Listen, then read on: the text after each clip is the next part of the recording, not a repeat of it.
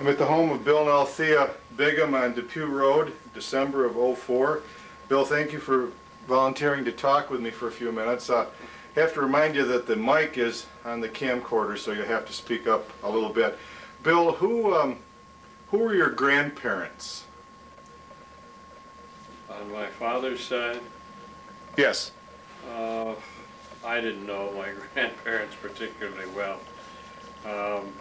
My father's mother died before I was born, and my grandfather on my father's side was living in the area in the 1920s and 30s. At one point he was living in Reed's Corners in an area down here, had a small house and a little barn across the way.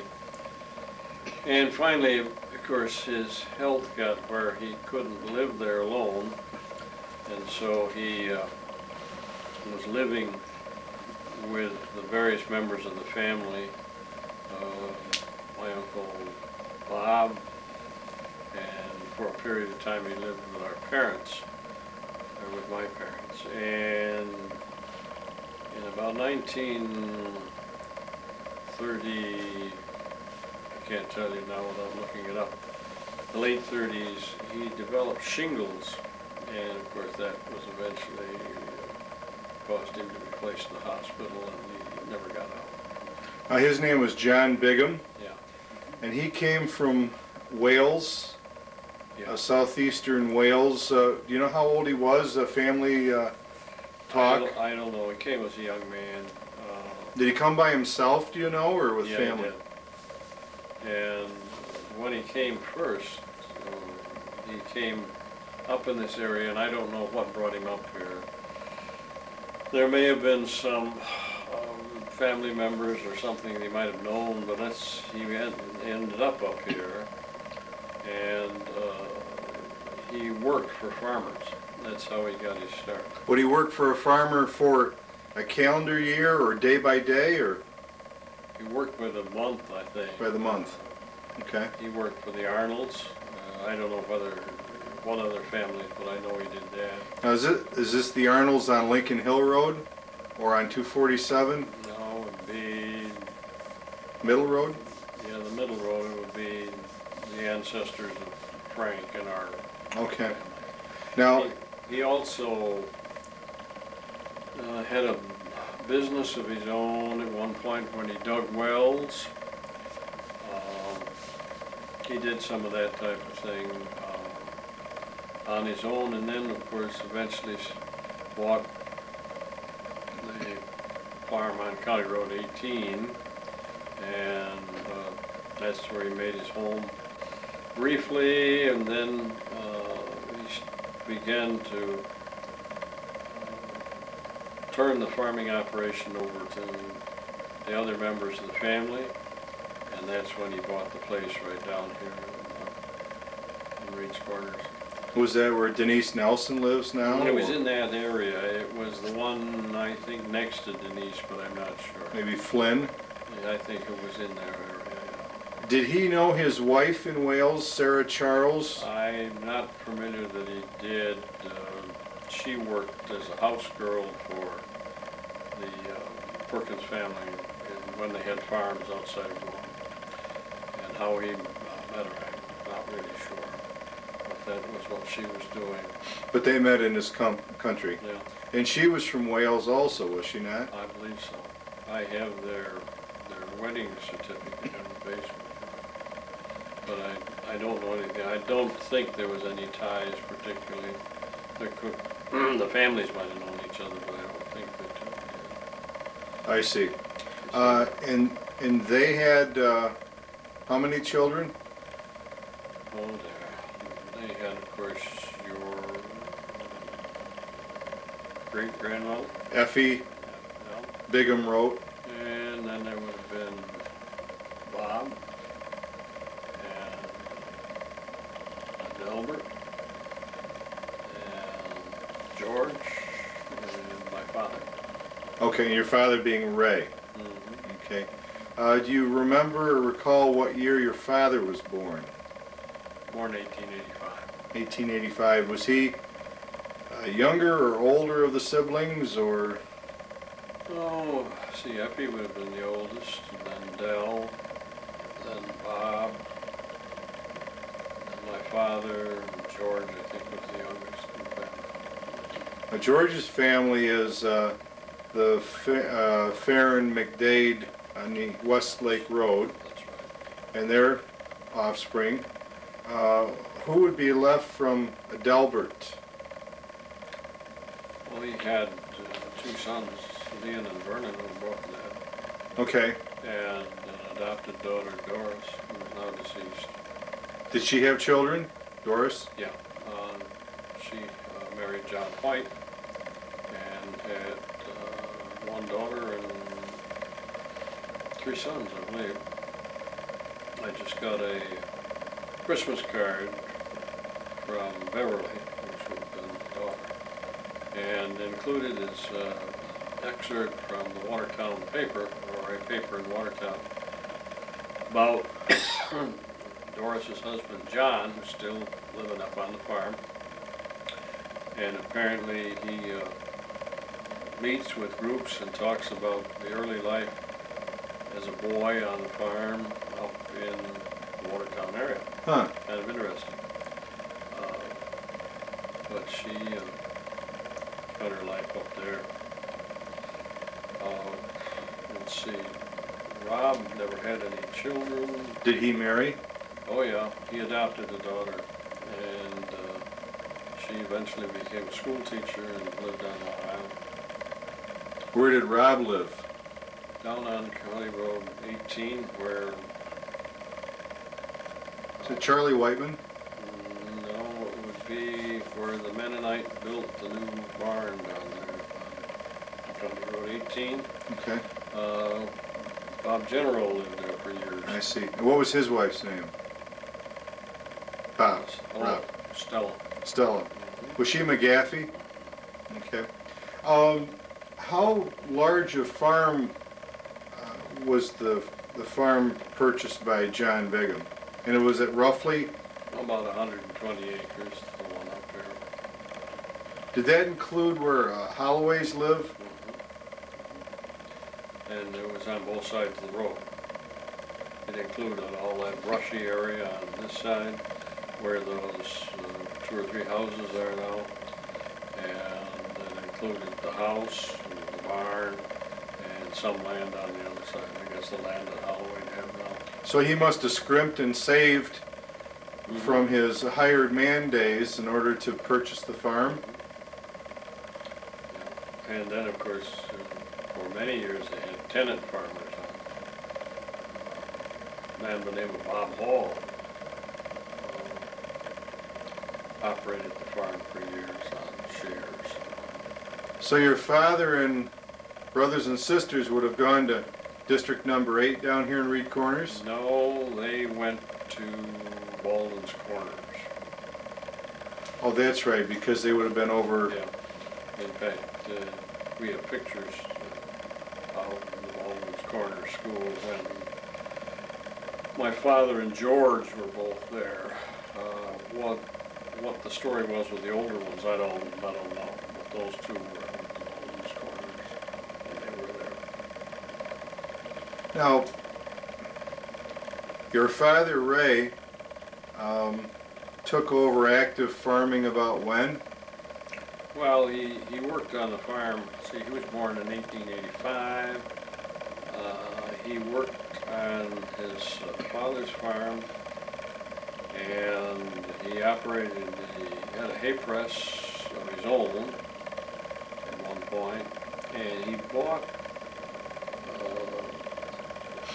land on County Road 18 where I was brought up in 1912. Would this be the farm to the west of He the... bought the house and everything on the south side of the road, which has been about 80 acres. And in 1928 or so, he bought another 20 acres, which would have been on this side of the road, right along with that hedgerow over there. So he ended up with about 100 acres. And then Is this side by side with your grandfather's farm? one portion of it on the east borders of what my grandfather had. Then in, I guess it was 1960 some, maybe it was in the 50s even. In the 60s, he bought the property where this house is. And by that time he was, that was shortly before he died. Who was this property purchased from? Vernon Bigham. Oh, Vernon Bigham, that's right. Actually, he bought it and put it in Althea and our name. Now, your father purchased a hay press. Yeah, he one time had what was known as a jump press, which goes way back. I've never even seen one work, but they operated somehow with a team and put the hay in, and then you pushed it down somehow, and then they had a screw type of device where the team went round and round, and this device pressed it down, and then you tied the wire bale somehow. Okay, and then was it raised by rope and pulleys up into barns, or what? Well, they put them on wagons and transport them over to Alec-Wyn where there was siding and used to sell it. Oh, and then it would be shipped. New York and Philadelphia. Horse hay most of it. Oh, I see. Would that have been closer than going into Canandaigua with it? That's where they went. Do you ever recall how far away he would have traveled with this press? Not very far. Of course, he used to have a team, and he didn't go very far with it. How many years did he do this, do you know? He gave it up before I ever had any recollection of it. He did that as a young man, making dollars. Would that be on shares or? No, I guess he would work either by the bale or he had some deal. I don't really recall entirely. By the time I knew anything about this, of course, we'd come to the point of using a regular press operated off a pulley and a tractor, type of thing. So your dad went to school up at Baldwin's Corners. Yeah, he quit, I presume, when he was probably 15 or something. He didn't go on beyond that. My mother went to school in Hall, and then she, of course, finished the 8th grade and went then to what was known as training class in Canandaigua for teachers. And she was there either 1 or 2 winters in that. And she took her first job in 1902. Now you say training class, is that separate and apart from high school courses? Mm-hmm. It was a special program they had for, at that point, basically young women who wanted to become teachers, and you enrolled in it. It was held in Canandaigua, and she would travel back and forth. I think she may have stayed with somebody in Canandaigua some of the time, but she traveled back and forth on the train from Hall to Canandaigua. So she would have gone from Hall to Stanley and into Canandaigua by train. And I don't know whether she went more than one session or whether it was just one period of several months. Well, how old would she have been when she was doing this training? Born in 1883, and she held her first job. She was hired in 1902. So 19. Mm-hmm. She wasn't much older than some of the strapping boys that No, she would have attempted to teach. What was her maiden name? she was a Van de Voort. Vandevort. Were her parents native to this country, or did they come from Holland, or? No, they were natives of this country. Her mother was a Renwick, and the Renwicks go way back in history.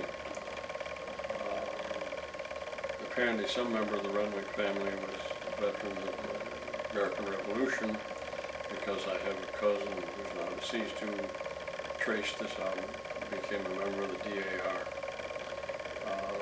Where did the Vandervoorts live? The Vandervoorts were in the Hudson Valley, Dutchess County, in that area. And her father was a teacher, and he came up from that area, and how he got in. He took a job in the Hall area somewhere, and I guess that maybe that's how we met up with her mother. So this is your grandfather, Vandervoort. On the other side. Mhm. And Was your mother living at home when she was teaching Mhm. at Hall School? when she was in Hall, she lived at home. And in 1912, she was married, and at that point, she left her job in Hall and took a job in Gorham, and commuted from Reed's Corners by horse and buggy. To Gorham? Mm-hmm. So it wasn't true that a female teacher had to quit when she got married? Oh, Not okay. at that point. I see. Well, And- going back to the school there in Hall, is it the nice brick building that I think of now, or was it a country school? No, it was that building, and it's the one that General McCausland has for a home. In fact, he had an open house a few years ago, and he invited Althea and I down, and showed us how he had renovated it and converted it from the schoolhouse into his home. So your mother was teaching there from '02 to about 1912? Mhm.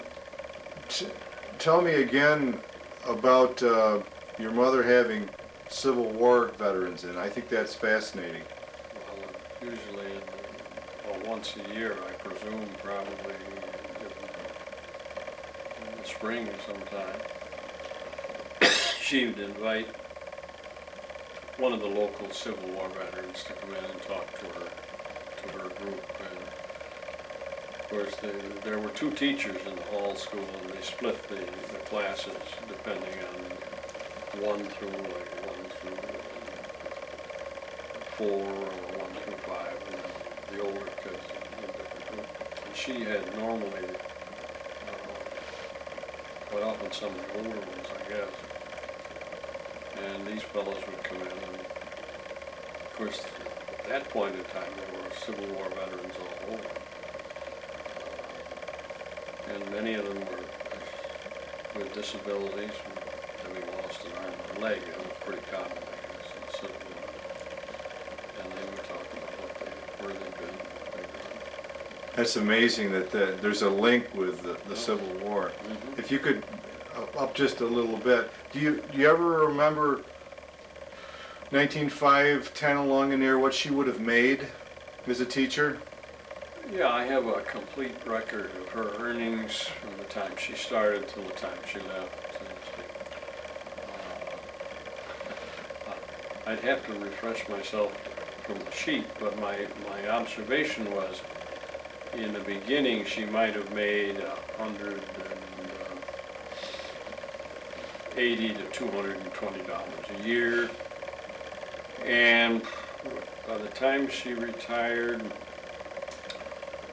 she might have been making $900 a year, something like that. In Hall, was she expected to keep the fires banked and that type of thing? No, I or don't was her- think so. I think they had somebody to do that. I don't think so. In one period of time, she taught for 3 or 4 years at the exactly same salary. There was no change whatever. And she developed arthritis while she was teaching here in Reed's Corners, because she left Gorham and came to Reed's Corners in about 1918. And in about 1922, she got so bad that she couldn't continue her teaching. So she applied for what was known as a disability pension, and one of the first that was given in the state. And she ended up being granted a pension of $20.11 a month. And she drew that pension all the way through World War II. And then they started to increase it. So before she died, she was getting considerably more than that. But for a long period of time, it was $20.11 a month. Now, I remember her with this arthritis. Did it come and go? You say about 1922? I was born after she retired from school. She always had some problem, but it never progressed to the point that she was incapacitated. And that's what they thought was going to happen, and that's why, of course, she was granted she had to be examined by a doctor, and the doctor felt that she was probably going to soon be almost immobile, and so they granted her this so-called disability pension. And that didn't happen. No, never did. You said in 1912 she was at Gorham. Mhm. Now, the Gorham School then was a prior building to what we know now. Is that correct? Yes, I think it was destroyed by fire. Is it not? I'm not sure. I think so. Where was the school at that time? Right, basically where the school is now. I see. Now, that would have been a much larger building then than Hall. Yeah, there would have been maybe 4 teachers, I can't tell you. I see. But there were more than there were at home, I'm sure. And she went by horse and buggy, horse and wagon? She would go down to the school with a horse and buggy, and there was a family across the road from school that had a barn, and she would put the horse, unhitch it, put the horse in the barn, and they would see that it was taken care of until she was ready to come home. Then she'd get the horse and hitch it up and bring the buggy back. She must have made that trip in some awful miserable weather. She did, I guess. And then, of course, when she started to reach corner, she'd walk to school. Was she better paid in Gorham than she was in Hall, based upon the... It was pretty consistent. If you looked at the records that she left for me, there was never any one year in which there was any huge increase. I see. She gradually progressed from, I think, $180 a year to $900 and some over a period of not quite 20 years. From her Hall or Gorham days, do you remember any humorous or sad or interesting stories besides the veterans coming in to talk about the war? Well, I don't know. I guess basically, I think she was a highly successful teacher because in later years, the Robsons, Joe and Orson, of course, developed a major seed company there at home. And on more than one occasion, Orson would stop and visit with her. When she was in Gorham? No, while we were long after she was retired. Oh, I see. Yeah. They thought highly of her as a teacher. Well, I then. think she did very well. Now, the road that she would have traveled from the home place to Gorham, that was that gravel or what was? Dirt. That was a dirt road. And yeah, and then they put gravel on it, but the gravel was somewhat of a poor quality. And of course, in those days, there weren't many cars.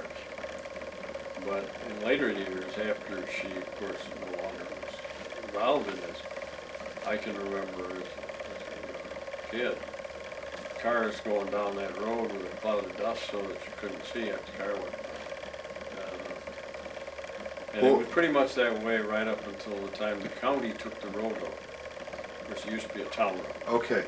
And the county took it over, and that's when they put the blacktop. Do you remember a name for that road other than the slant road?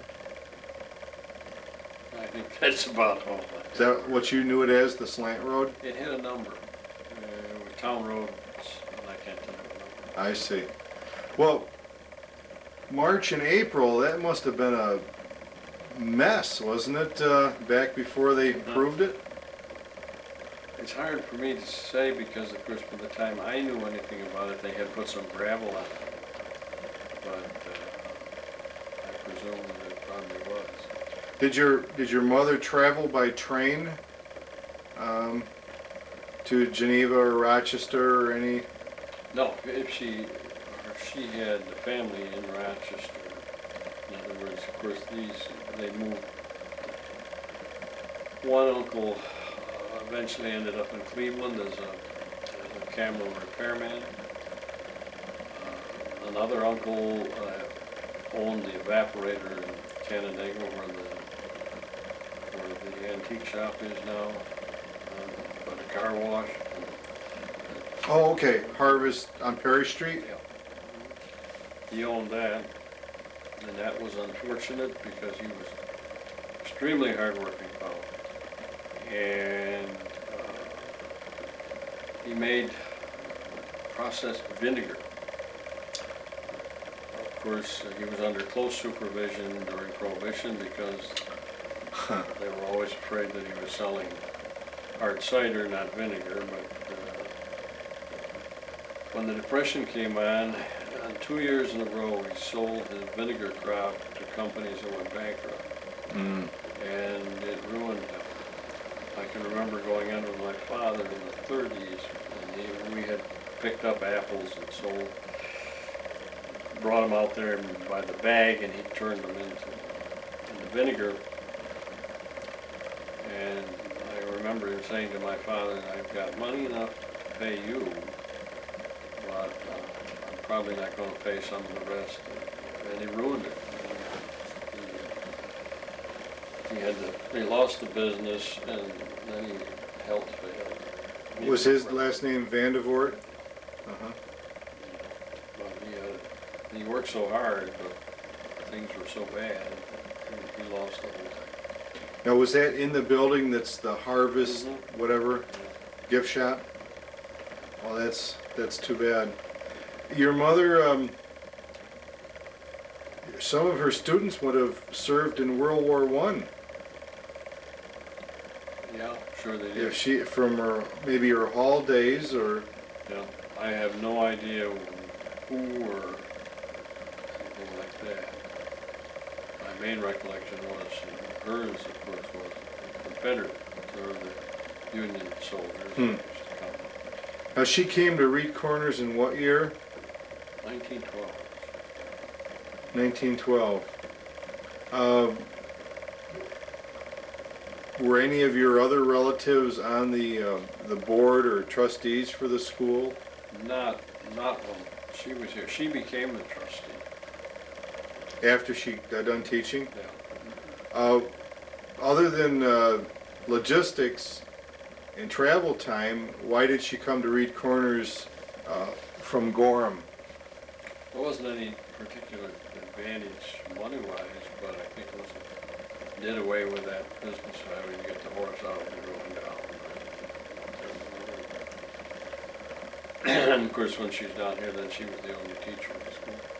Okay. Do you remember any conversations with her years back about the Reed Corners School before you were even in the picture? Well, I think she had a good relationship in the area, as far as that's concerned. Well, she was the only teacher then at her time at Reed Corners. Is it your understanding that one time there were 2 rooms used in that school, maybe in the 1880s or thereabouts? I'm not familiar with it. Okay. Now, you were born when? 23, You were born in 1923, day and year, or month and year? January 7th. Were you born in a hospital, or at your own home, or at grandparents, or Born in Geneva General Hospital. Geneva General Which Hospital? is very fortunate because I had serious health problems after birth. And if it hadn't been for Dr. Skinner, I probably wouldn't have made it. No kidding. When did your father purchase his first car? Any idea when? Now, it would have been probably early 20s. He had a car from the time that I can remember anything about him.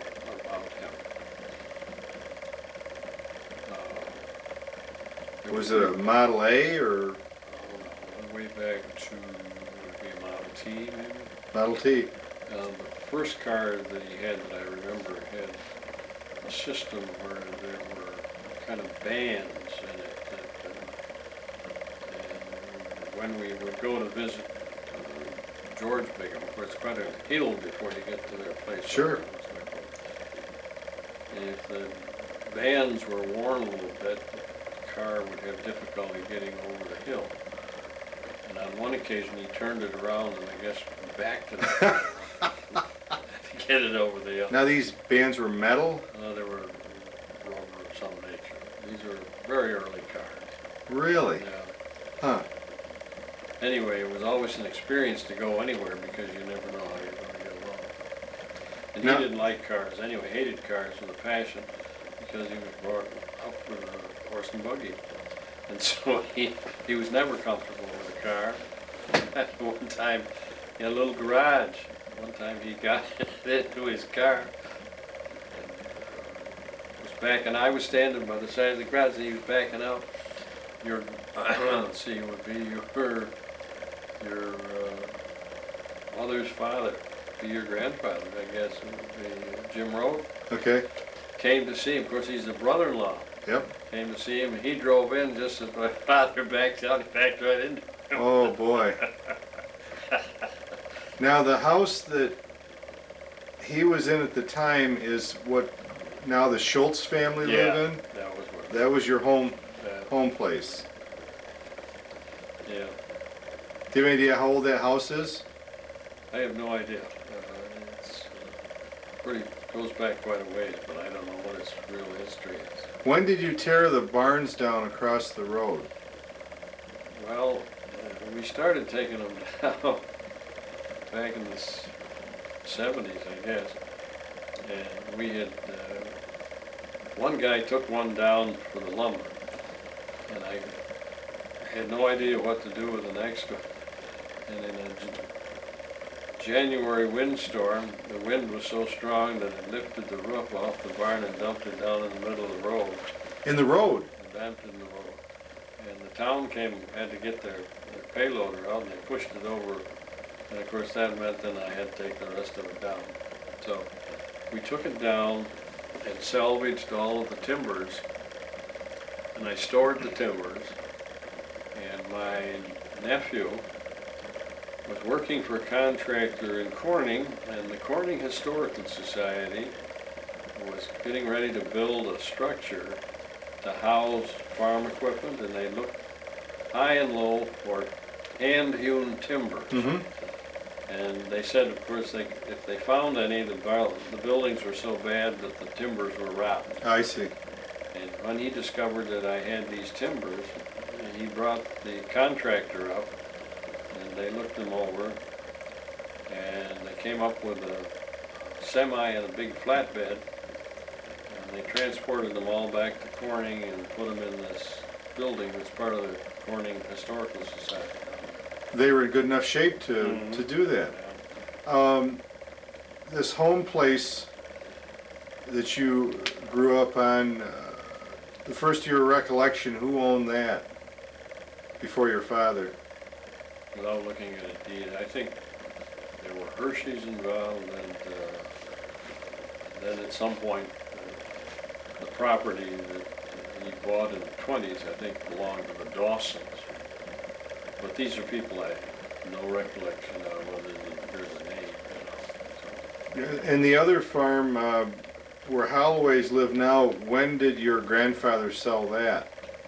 Well, he never did. He had it up until the time he died in the late 30s, and then the family sold it. And sold it to Bob Van Hoof. Oh, okay, sure. And he struggled around there for years.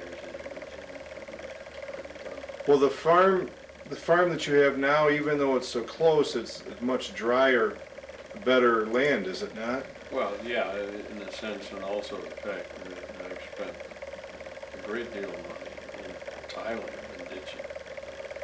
I probably have put in 50,000 feet of tile plus open ditches to get the drainage. Did your father do much ditching of any type?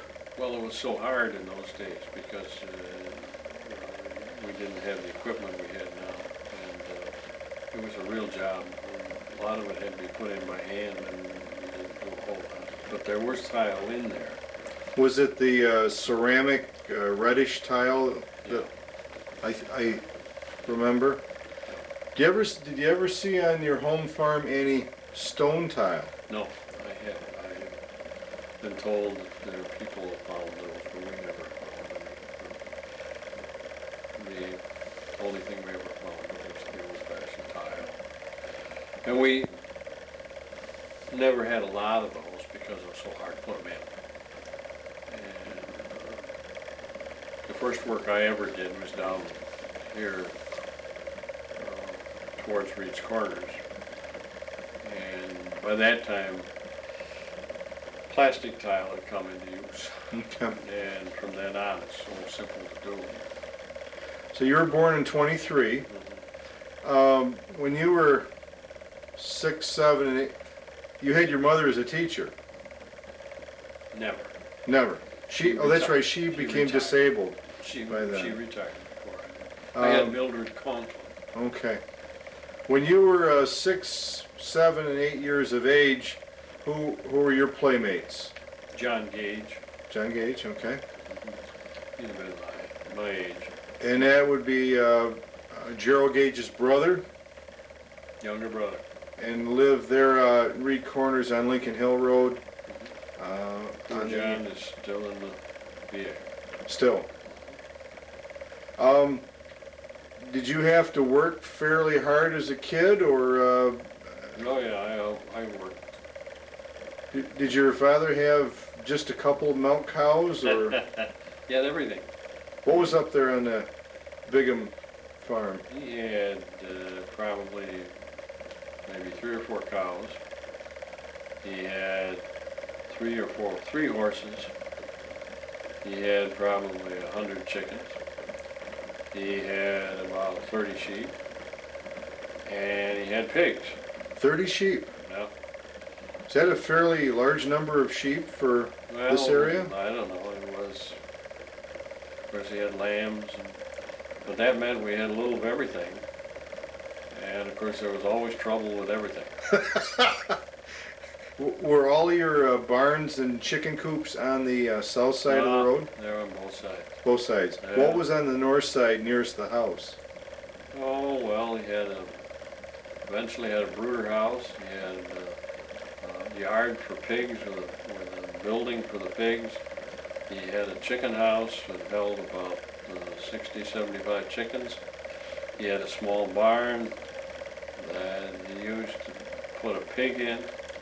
And of course, there was a house that my parents lived first in that house for 1 year after they were married, and then they moved down to this one where Schultz is. And that house was the one that's depicted in the picture here before we took it down. That was a very old house. Huh. And They were in there for 1 year. That pretty rough, was it? yeah, and of course it was never used as a home. My father then used it to store stuff, and so there was grain in it and stuff. And the cupboards and a lot of the wood that's in the basement came out of that house. So the horses and the cows would have been on the other side of the road. Yeah, the pigs and the chickens were on this side. Um, And then when you had to get the pigs from one side of the road to the other, they wouldn't cross the road. And so you used to put a rope on the back leg of the pig, and then everybody would pull and pull them across the road backward. you don't have home movies of that, I assume. No. And these pigs are pretty good sized pigs, I'll Yes. bet. The biggest catastrophe we ever had. We had a sow that he was going to take to have bread, and they had a pig crate, which is an affair, wooden affair with handles on both ends, and a door here that you can get the pig in, and you drop the door down. Theoretically, huh? Yeah, and we put the we got the pig right up to the crate, and it wouldn't go in. So he got a rope he had a rope in the pig's mouth around fastened, and he said, all right, run it through the end of the thing and hitch it on to the clevis, and I'll push on the back of the pig, and you drive the horses, and we'll pull it in. So By using horses? Yeah, so we started up, and for some reason I had to lay down the reins to go back to try to get the door shut on the pig. Sure. And the pig was squealing, so it frightened the horses, and they ran away, which meant that the pig went right through the end of the crate. Was it worse for wear, that salve? Well, I grabbed one of the reins and pulled the horses into the fence. Otherwise, it probably would have killed the pig. We then had to unloose the pig, and it had to recuperate. It had kind of a badly bruised upper lip as a result of that. Oh, no kidding. This is the kind of struggles that you had when you have an operation like that. So you're bringing the pigs across the road? Right, and they don't like to do that. I'll bet not. No. Were you involved with slaughtering? We always hired it done. It was done by the reeve stacks in Gorham. And they'd come and they'd shoot Just them. traditionally in the fall? Yeah, and they'd shoot them and then hang them up and clean them out, and we had to process the meat. Now, would the meat be preserved with salt or? The hams and the bacon would be put in a big crock with a solution and a weight on top. Then eventually they'd take them out, and my uncle, Bob Bigham, had a smokehouse. And he'd take Oh, them so out and if smoke you them. smoked it, it'd preserve it. Did you ever have an ice house? Never. Never. Did many people around Reed Corners? Is that more affluent people would have ice houses? Yeah. When Althea was young, they bought their ice from a guy that had ice spikes. Now, you said he had 3 horses. Was one more for like driving and 2 were for work, By the or? time I got around, we had no driving horses at all. Earlier on, he would have had one. But, we never had any. So they're all work horses. So when you're 6, 7, and 8, you're doing as much as you can on the farm. What did he sell versus what did he exchange? He never exchanged much of anything, but he sold hay and wheat. And Now the hay would have gone to Lewis well, Station. by the time and I got Ellicott? around, we had hay buyers. Okay. Jason Kipp was a hay buyer. Would that be Jason Kipp that I know his grandfather or father? Father?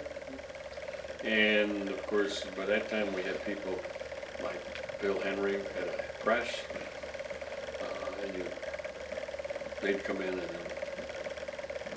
get help, and you'd pitch the hay out of the mow into the press. Now it'd go into this press and you tie it off in wire. You know, the thing had a device so that there was a plunger that went this way, and then there was a rod that went this way. The big thing, the cylinder went that way. Is this gas powered? Run by a tractor. Run by a tractor. Mhm. So would the hay buyer then be there at the same time to load the hay on, or do you have to No, cover it up? Well, or? by that time, you put it on a truck. We didn't ever, of course, my father used to, years ago, used to take it by a wagon, but then we loaded on the truck. And every bale was weighed on the scales. Every bale? Every bale. And a ticket in the end of each bale, and you marked the weight on the ticket. And then you made a list of those, and that's how you sold it to the buyer. In other words, he paid based on the tickets. So he leaves the truck, you load the truck, he comes He'd back? come back. He'd have somebody driving the truck, and they'd bring it back, and then you'd load it. How many pounds would one of these bales weigh? Well, those bales would run, wire bales would run 120, 115. Wow. Of course, they're much bigger than the kicker bales. What's that? Much bigger than the kicker bales. Uh-huh. Yeah. What crops did he grow besides hay? Wheat, oats. And the wheat would be Corn. sold where? We're usually Rushville, over at the elevator.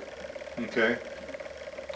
This is And you'd- Blodgett's mill, or? You'd send it over in bags usually, and you'd bag it up, and then the truck would come, and you load the bags on the truck, and then Whose truck? I have no idea. So he would contract with somebody Somebody come and haul it, you know. and then you would have the wheat straw and oat straw to sell or to use We with used it. We never sold straw. as bedding? Yeah. That's another great job too, because when I was younger, I had to run the blower on the thrashing machine. And you have an ability to move it with a crank this way, and then there was a hood with a rope on it. And you could pull the rope and raise the hood and blow it straight out or drop it down. And of course, there's dust flying, you can't see what's going on. And my father would, of course, try to move the straw around in his stack, and every once in a while he would blow it right down his neck. Now, is this making a stack at the edge of the barnyard? Right out in the barnyard, yeah. Were stacks covered with? No, they just put them out there, and the cattle run around, and birds make nests in them. That's good stuff. So the oats were used for consumption there. Yeah, he generally would feed those up to livestock. Of course, you had a portable feed mills would come around, and you'd have bags of corn and oats, and then they'd grind it all up, and that'd be the meal that you'd feed the cattle. Okay. How was the wheat and oats harvested? With a binder. Binder. Are we talking like 5-foot width, or what are we talking for? Well, a traditional binder would be probably wider than that, but you're somewhere in the right range, maybe 5 foot. Of course, you had about 3 horses on the binder, and then the thing would, of course, make a bundle, tie with a string, and then drop it off, and there was a catcher here. And you'd get 3-4 bundles on, and then you'd trip the catcher, and there'd be a pile of, well, and you tried to keep your bundles together so that you could make shocks. To So that was deflect the some next of the water? The shocks would help deflect some of the water? Well, yeah, you stand them up, and then you put so many around, then you put one on the top flatwise. And then, of course, you had to go out and pitch it on a wagon. Did you try to pitch it on before it rained? Well, you're probably going to see them. They tend to get rained on. You had 2 alternatives. Then once in a while, they set a thrashing machine up in the field, and you draw the bundles to it right out of the field. Or in most cases, you took it in the barn, pitched it in the mow, and set the machine up on the floor and put that root in. Who would have had a thrashing machine to do this? No, Phil Freer. Phil had one. Freer, okay. Harry Ruger had one. Harry only had one eye, and he had a big old Hart bar with smooth rubber tires on it. And of course, he'd have to, the one barn up here, there was a grade up to it. And it was always a terrible time to get it backed in because he couldn't get traction. Oh. So, and of course, because he only had one eye, it didn't help any either. And then, of course, everybody came to help you, and then you had to go and help them.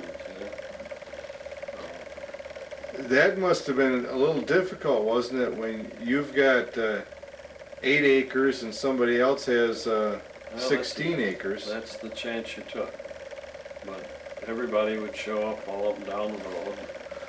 Who would be helping consistently on your Bigham farm? Well, we used to have help from McWilliams. He lived up on County Road, it's now County Road 18, George McWilliams.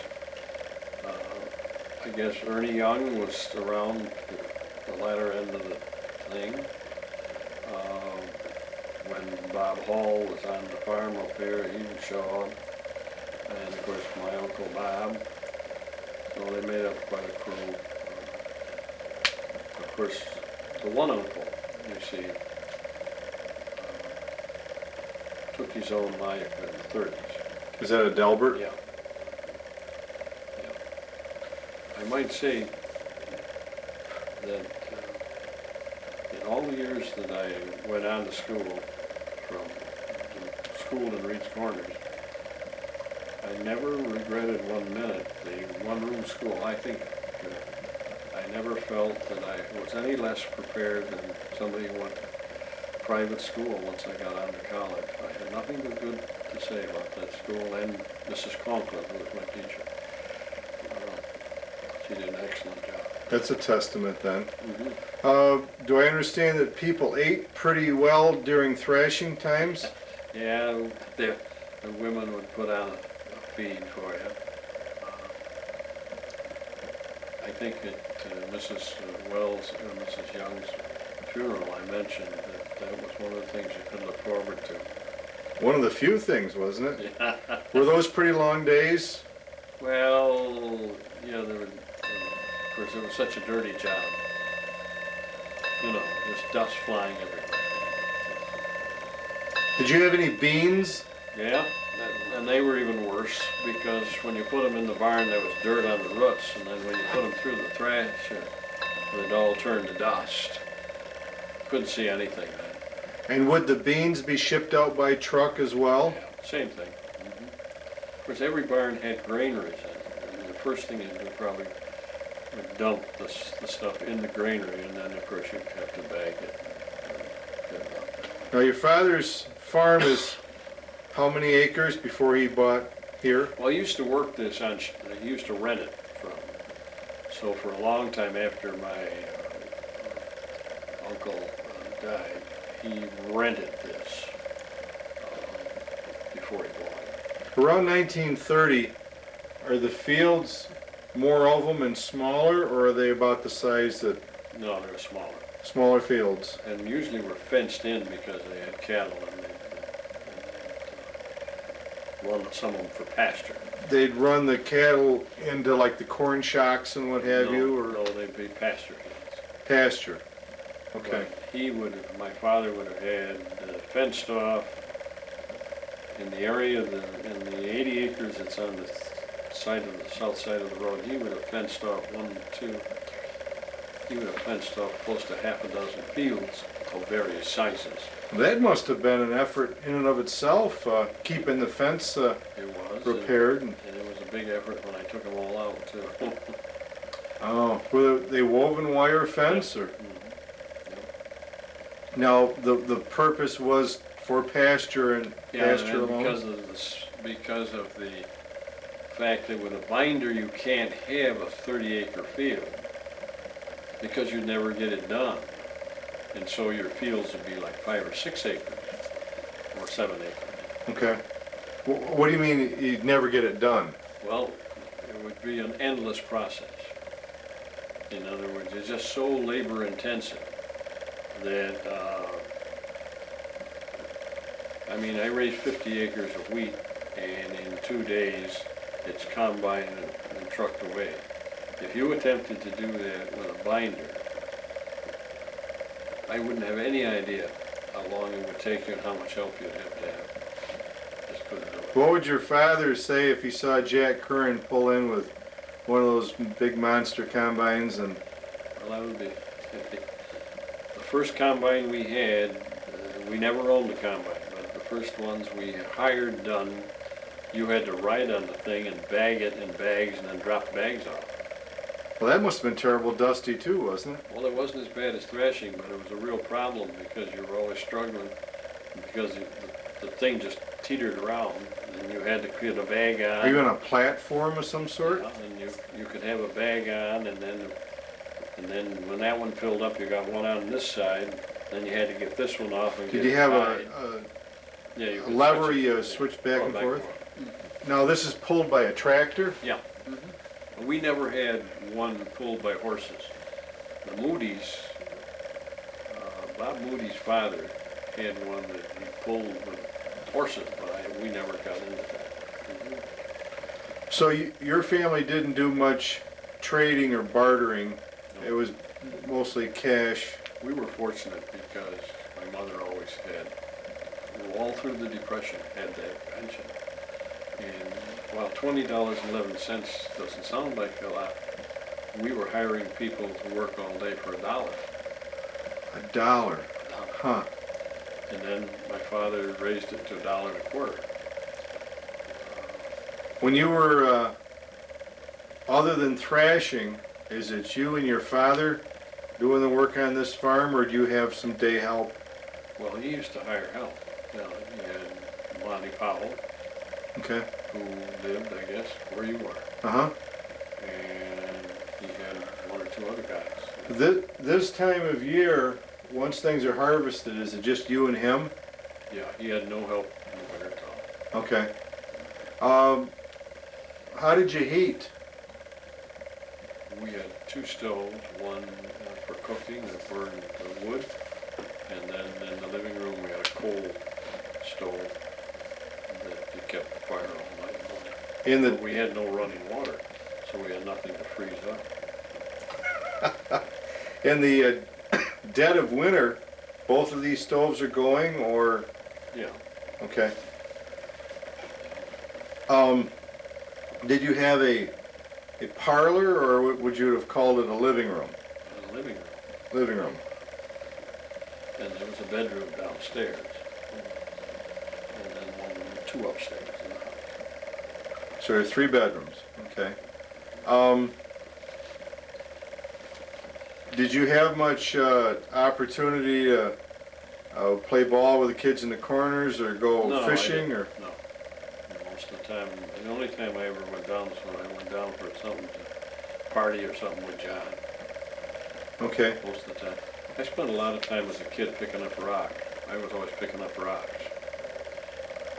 That was not only to keep you out of trouble, but to keep the Well, fields. I was always anxious to get rid of the rocks. I was always digging out rocks, doing that type of stuff. But no, I never had a bicycle either. So Really? I attempted to ride a bicycle once. It belonged to Dorothy Conklin. And I was riding along not very well, and the town was trying to flatten out the old gravel road, and I discovered I was headed straight towards the town roller.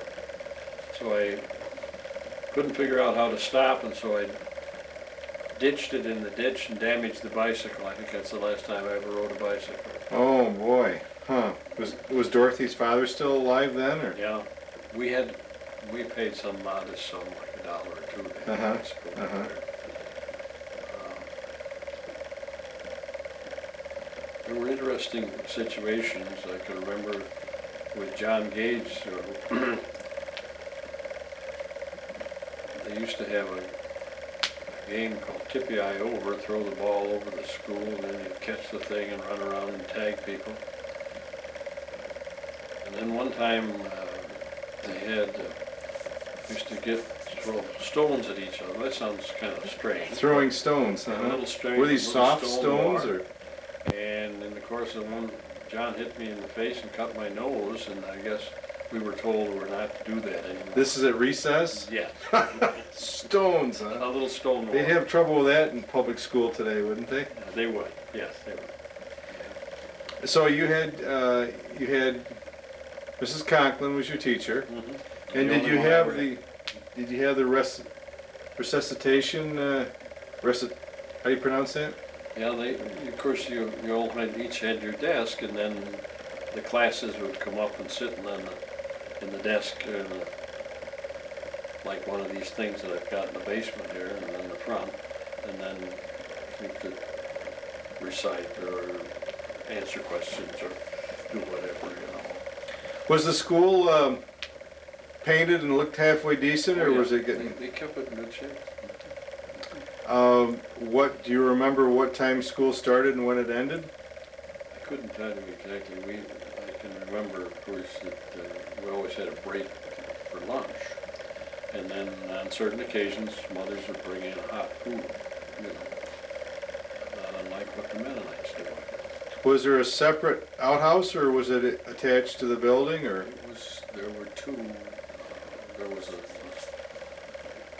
setup inside somehow. I'm not familiar with anything that was totally separate from the building. The only separate building was like a coal shed. Okay. Mm-hmm.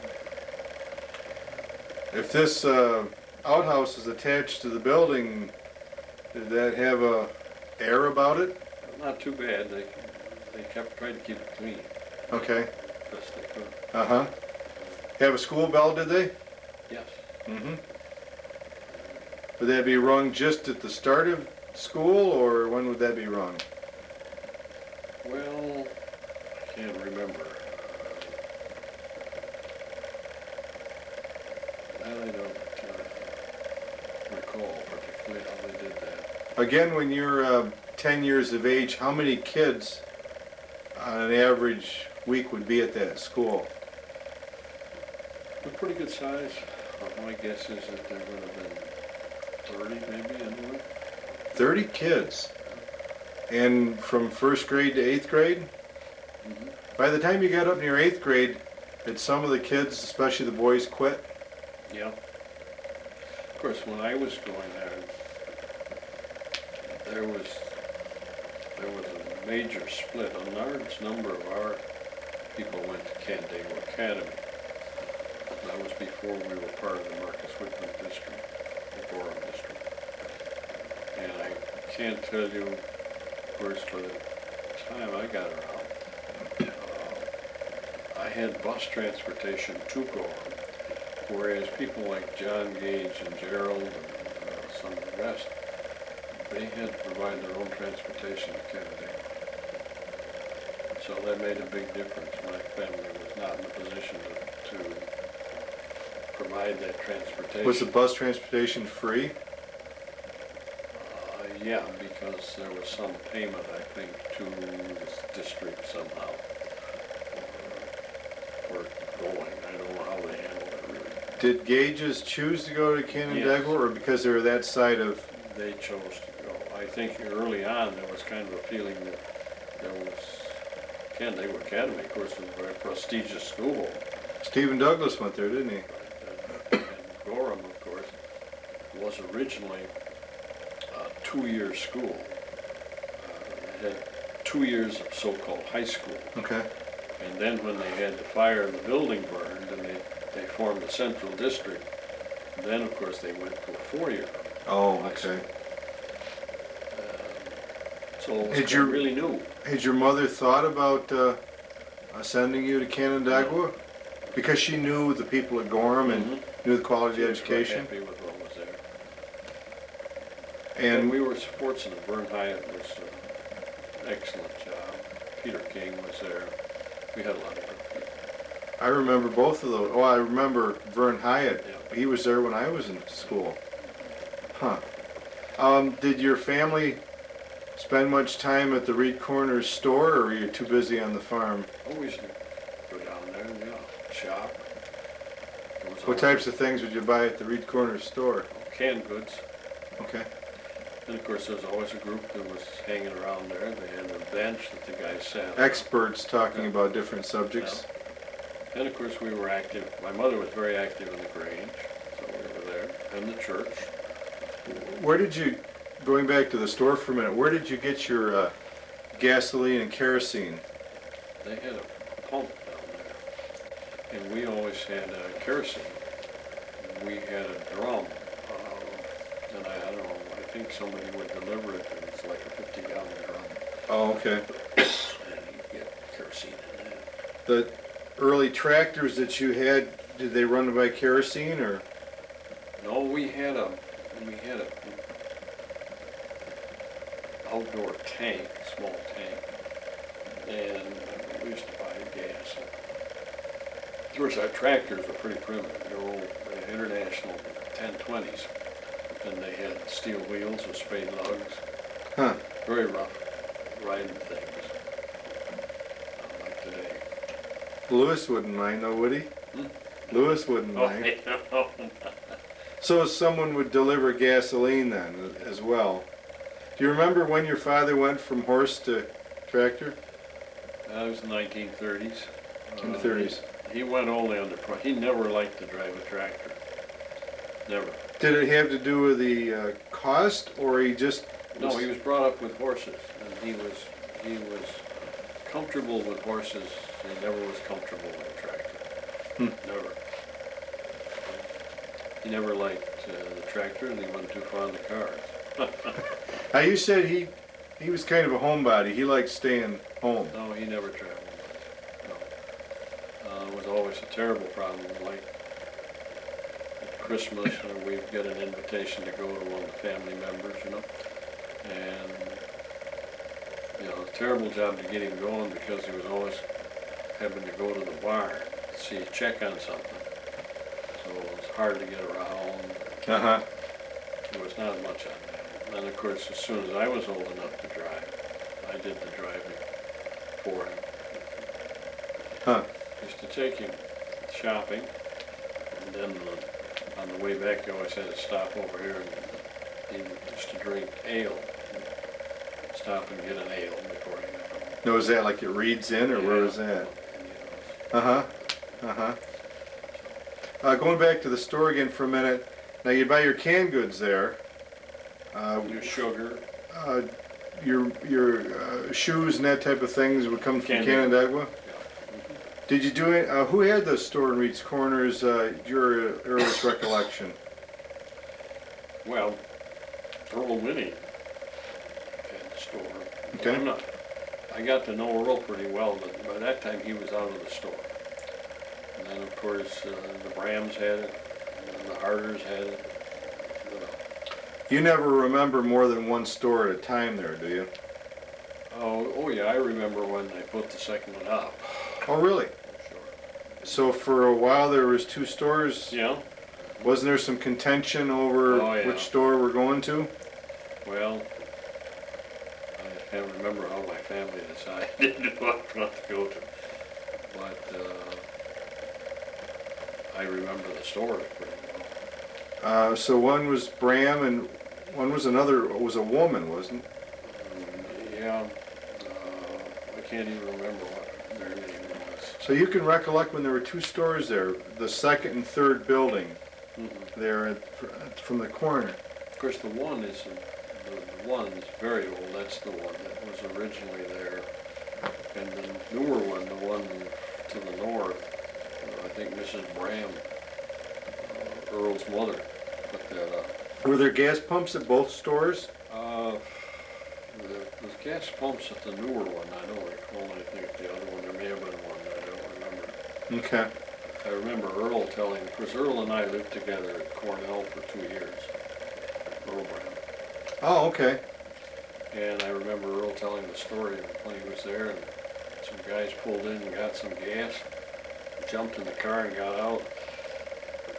Earl ran out with his rifle, and by the time they were up by the church somewhere, he got off a couple of shots at him, but he never knew whether he hit him or not. He shot at Sure. guys that stole some gas. Yeah, right. No kidding. Yeah. He didn't know who they were? He didn't know who they were. They stole gas and they were tearing down the road. They were up beyond the church, going up that hill. This sounds like Dodge And City. he ran out and he got off 2 shots. And he never knew whether he hit the back of the car or not. I bet they didn't steal gas there again. Well, Now, about what year would that newer store go up? Do you remember? that Roughly? That would have been in the 40s. I think it was after Julian Harder came in down here. There was some big falling out. And Mrs. Graham had some money and she was mad about something, and so she... Had her own store. And that was the newer store. The newer one. Yeah. Uh-huh. So how Yeah. long before the newer store knocked the old store out? I have no idea how they... Eventually they... Were you in college by then, or over in Newark? Yes, I was long gone when they... Of course, eventually there just was no longer any demand when people got where they could go to larger stores. They just... Now, didn't Conklin's also have a gas station up there That by was the just church? a gas station. And the building that they had there was the one that was moved over and during the war served as the observation post. Oh,